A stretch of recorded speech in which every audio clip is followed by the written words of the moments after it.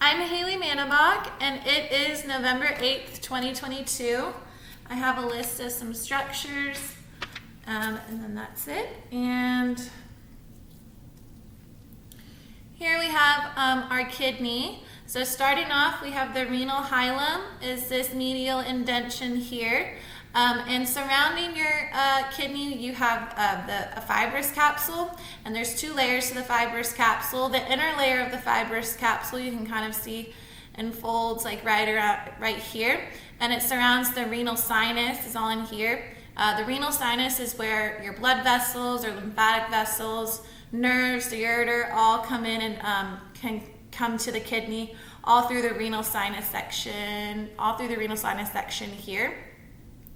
And then you have your renal cortex. Here is this lighter color tissue going all around the kidney or on the outside of it. And then the renal medulla is more deeper within the kidney. It's this darker color tissue. Within the renal medulla, you have renal pyramids, are like triangular shapes within the renal medulla.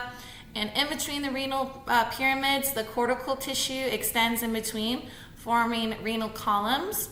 And then the renal pyramids all drain into minor calyces, and so some of the minor calyces start to come together and form major calyces.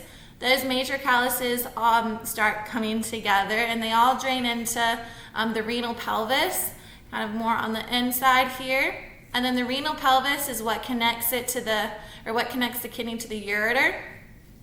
And so that the urine drains from the renal pelvis into the ureter, and this is our superior,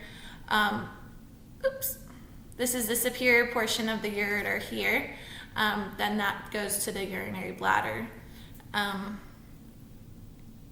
Let's see. Okay, and I think that's all the structures.